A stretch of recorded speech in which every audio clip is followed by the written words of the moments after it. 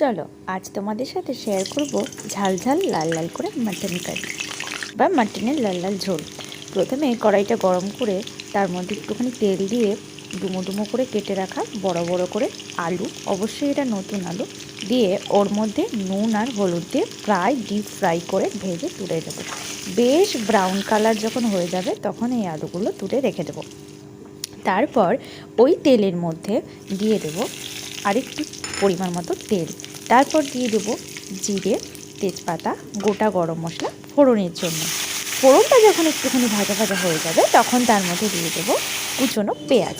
পেঁয়াজটা একটু বেশ ব্রাউন করে যখন ভাজাটা হয়ে যাবে তখন তার মধ্যে দিয়ে দেবো একটা মিডিয়াম সাইজের টমেটো কুচি। টমেটোটা 4 ভাগ করে কেটে আমি ওই পেঁয়াজের মধ্যে দিয়ে দিয়েছি। টমেটোটা যখন একটুখানি নরম হয়ে আসবে বা একটুখানি পেঁয়াজটার সঙ্গে একটুখানি মিশে যাবে তখন তার মধ্যে আগে থেকে নুন, হলুদ, আদা বাটা, জিরে বাটা, পেঁয়াজ বাটা, রসুন বাটা এবং যা যা পরিমাণের গুঁড়ো মশলাগুলো লাগে সেগুলো দিয়ে বেশ ম্যারিনেট করে রেখে দিয়েছিলাম 1.5 ঘন্টা মতো। তো ওই ম্যারিনেট করা মশলাগুলো ওই ভাজা মশলার মধ্যে কিন্তু দিয়ে দেবো। দিয়ে দেওয়ার পর একটা ঢাকা চাপা দিয়ে ঢেকে দেবো বেশ খানিকক্ষণ। দেখো মাটনের থেকে আমার কিন্তু বেশ জল জল ছেড়ে দিয়েছে। এইরকম অবস্থায় ওর মধ্যে দিয়ে দেবো কাশ্মীরি লাল লঙ্কার গুঁড়ো। বেশ একটু লাল লাল ঝাল ঝাল না হলে কি আর মাটনটা ভালো লাগে তোমরাই বলো। তাই একটু বেশ কাশ্মীরি লাল লঙ্কার গুঁড়ো, সাথে একটু পরিমাণ মতো লবণ দিয়ে দিলাম। লবণটা আমি আগে ম্যারিনেট করার সময় দিই না, কারণ বেশ খানিকটা কিন্তু জল ছেড়ে দেয়, তাই জন্য জলটা যখন বেশ শুকিয়ে শুকিয়ে আসে তখন তার মধ্যে আমি লবণটা অ্যাড করলাম। এরপর দেখো আমার মাটনের কালারটা যা হয়েছে না।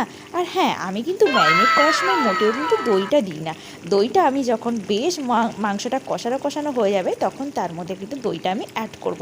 আগে থেকে দইটা মাখালে কেমন একটা আমার জিনিস বেশ ভালোই লাগে না, কেমন একটা সেদ্ধ মানে জল জল ছেড়ে দেয় আর ভালো হয় না, কালারটাও ভালো হয় না। তাই জন্য আমি দইটা বেশ পরে অ্যাড করি। আর দিয়ে দিয়েছি বেশ কয়েকটা কাঁচা লঙ্কা, দিয়ে আবারও নাড়াচাড়া করে যখন তেলটা ছাড়বে, দেখো কি সুন্দর কালারটা হয়েছে মাটনে, তখন প্রেশার কুকারের মধ্যে দিয়ে একটা সিটি দিয়ে নামিয়ে দিলে